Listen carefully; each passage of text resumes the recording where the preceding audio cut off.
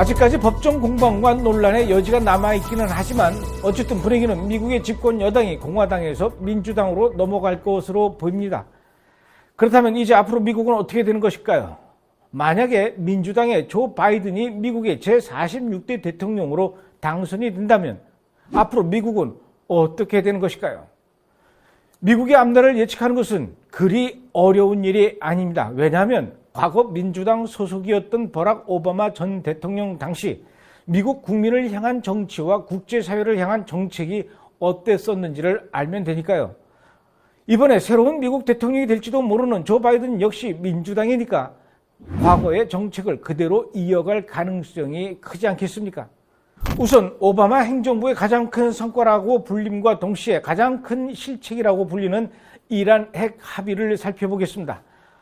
여러분들도 아시다시피 민주당의 버락 오바마 전 대통령은 이란과의 핵 합의를 주도하면서 결국 2015년 미국과 독일을 비롯한 주요 6개국이 이란과 핵 협상을 타결하도록 만들었습니다. 이로써 이란은 핵무기 제조에 필요한 핵물질 개발을 중단하겠다고 했지요. 그리고 이란은 그동안 해외에 동결되어 있었던 1천억 달러, 우리 돈으로 약 115조 원 이상의 돈을 되찾을 수 있게 되었습니다. 그런데 여기에 또 놀라운 비밀이 숨어 있었습니다. 지난 2015년 8월 19일 AP통신에 따르면 이란의 핵 사찰을 IAEA 국제원자력기구가 하는 것이 아니라 바로 이란 스스로가 하는 것으로 비밀 부속 합의를 했다는 것이 밝혀졌습니다. 도대체 오바마는 왜 이슬람 시아파 종주국인 이란에게 유리한 합의서를 작성하도록 했던 것일까요?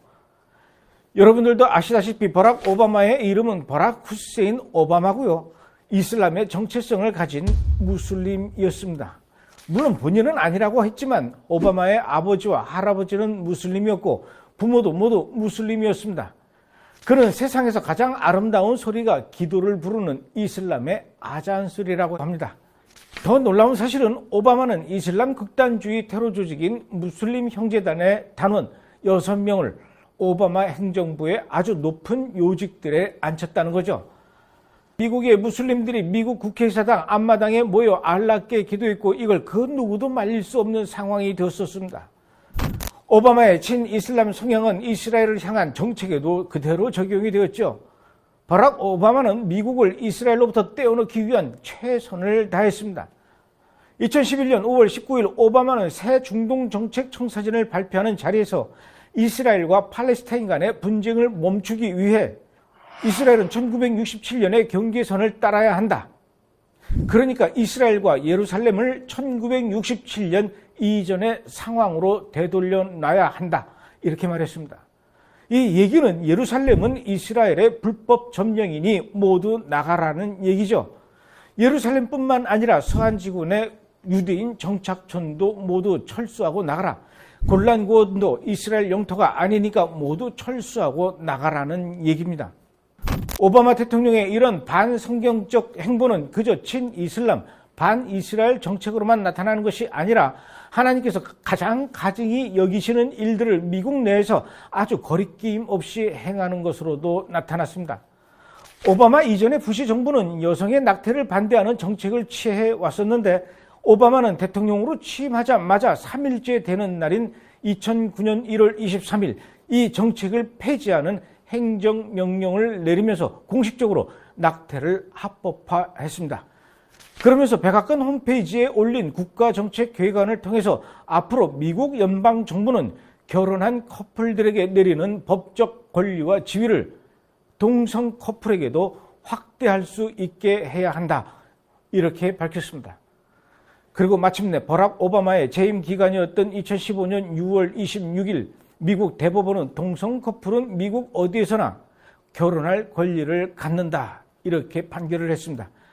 그에 따라 미국 50개 주 전역에서 동성 결혼이 허용된 것이죠. 그러자 버락 오바마는 같은 날 백악관에서의 성명에서 지난 수년간 심지어 수십 년간 변화를 끌어내기 위해서 노력하고 기도해온 당사자와 지지자들의 승리이자 미국의 승리이며 미국은 이번 결정을 자랑스러워해야 한다고 말했습니다. 그리고 그날 밤 백악관은 온통 동성애를 상징하는 무지개색으로 전체를 물들였습니다. 그런가 하면 이런 일도 있었습니다. 미국의 오클라호마 주의회 앞마당엔 10계명 돌판이 세워져 있었습니다. 그런데 동성 결혼을 인정하는 판결이 나온 지 나흘 만인 2015년 7월 2일 오클라호마 대법원은 특정 종교에 특혜를 줄 수 없다며 주의회 앞마당에 세워져 있던 10계명 돌판을 철거할 것을 명령했습니다. 우리에겐 더 이상 하나님이 필요 없다. 우리는 하나님의 법 앞에 있는 것이 싫다는 것입니다. 결국 10계명 돌판은 수레에 실려서 어디론가 사라져버렸습니다. 제가 이렇게 장시간에 걸쳐서 버락 오바마 전 대통령이 한 일에 대해서 설명하는 이유는 오바마가 대통령으로서 재임했던 2009년부터 2017년까지 8년 동안 버락 오바마 옆에서 부통령의 자격으로 함께 일을 계획하고 주도했던 인물이 바로 조 바이든이었기 때문입니다. 그때 당시 미국은 하나님이 보시기에 그야말로 브레이크가 망가진 자동차가 낭떠러지를 향해 달려가는 것과 같았습니다. 하나님을 외면하고 이슬람 종교와 동성애로 뒤덮어 버린 채 처참하게 부서지는 미국은 더 이상 희망이 없는 것처럼 보였습니다. 이대로 미국은 끝나버리는 것인가? 하나님은 이대로 미국을 포기하고 버리시는가? 그러나 하나님은 미국에게 마지막으로 한 번 더 기회를 주셨습니다. 낭떠러지로 미친 듯이 달려가는 자동차를 하나님은 멈춰 세우시고 운전대를 새로운 인물에게 맡기셨던 것이죠. 그가 바로 도널드 트럼프였습니다. 도널드 트럼프 대통령에 대한 평가는 아주 다양하고 폭이 넓습니다. 조금은 정신없고 즉흥적인 것 같고 입이 가볍고 예의가 없는 것 같은 성격이기는 하지만 그럼에도 불구하고 그는 하나님이 보시기에 기뻐하실 만한 일들을 많이 했습니다. 그것은 어쩌면 그의 성격이었기 때문에 가능했을지도 모르는 일이죠. 도널드 트럼프 대통령은 대통령에 당선되자 백악관으로 복음주의 목회자들을 초청해서 자신의 어깨에 손을 얹고 기도해달라며 함께 예배를 드린 것이었습니다. 백악관에서 드디어 하나님을 찬양하는 찬송 소리가 울려 퍼졌던 것입니다. 그리고 강력하게 일어나던 동성애 물결도 주춤하기 시작했습니다. 오바마 행정부 당시 백악관 홈페이지에는 동성애를 지지하는 글들이 있었지만 트럼프는 취임한 지 1시간 만에 그 글들을 모두 백악관 홈페이지에서 삭제해버렸습니다. 또 오바마 행정부 당시 공립학교에서 트랜스젠더들이 자신이 선택한 성에 따라 화장실을 쓸 수 있도록 한 지침을 트럼프 행정부가 철회하기도 했죠. 트럼프는 낙태에 관해서도 오바마 행정부와는 정반대의 모습을 보였습니다. 낙태 옹호 단체에 대한 연방 예산 지원을 삭감하는 법안을 승인했고 미국 대통령으로서는 최초로 낙태 반대 집회에 참석하기도 했었습니다. 그 자리에서 트럼프는 모든 인간의 생명은 전능하시고 거룩한 하나님의 형상으로 만들어졌고 모든 아이들은 하나님께 주신 소중하고 귀한 선물이라고 강조했습니다.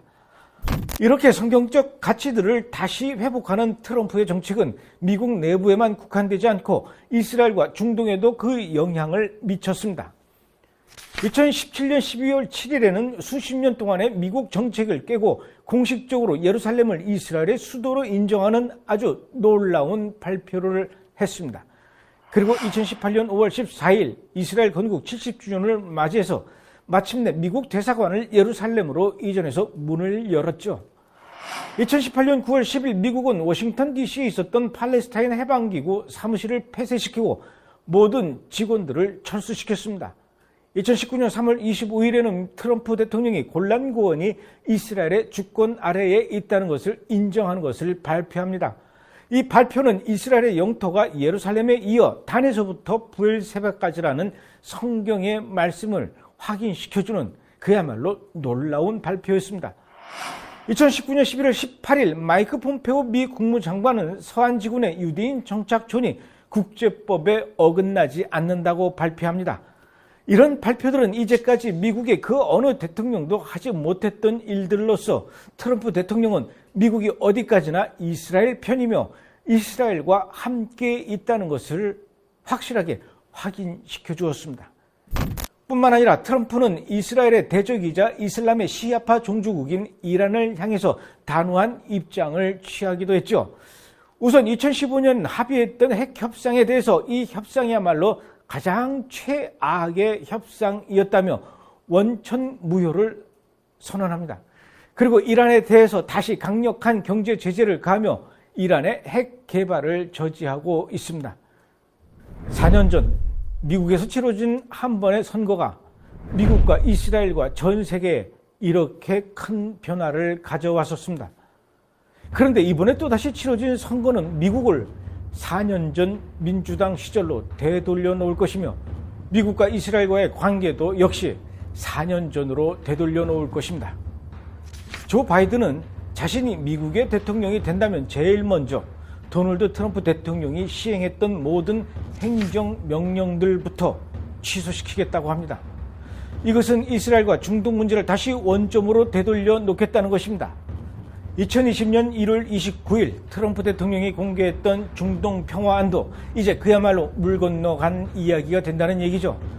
예전에 버락 오바마가 주장했던 것처럼 예루살렘에서 모든 유대인들은 나가고 1967년 6.1 전쟁 이전으로 만들어 놓으라고 이스라엘에게 요구하게 될 것입니다. 골란고원에서도 이스라엘은 철수해야 한다고 요구할 것이고 서한 지구 내에 있는 유대인 정착촌도 모두 철수하라고 요구할 것입니다. 트럼프가 원천 무효라고 했던 이란과의 핵 협상 카드를 다시 꺼내들고 이란에게 핵무기 개발에 날개를 달아주어서 끊임없이 이스라엘을 향해 협박과 공격을 하게 될 것입니다. 어떻게 그렇게 예상하냐고요? 이게 바로 미국 민주당의 기본 정책이니까요. 과거 오바마 행정부 시절 8년 동안 그의 곁에서 조 바이든이 해왔던 일이 아닙니까? 선거가 끝난 후에도 여전히 미국은 혼란 속에 있습니다. 트럼프 측은 이번 선거 투표에 많은 부정이 있다며 법적으로 대응하겠다고 하고 또 트럼프 지지자와 조 바이든의 지지자들 사이에 충돌이 일어나고 있습니다.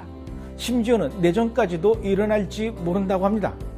지금 미국은 그야말로 또다시 위기에 봉착했고 선거 후 후폭풍이 몰아치고 있습니다. 여러분, 미국을 위해서 기도해 주십시오.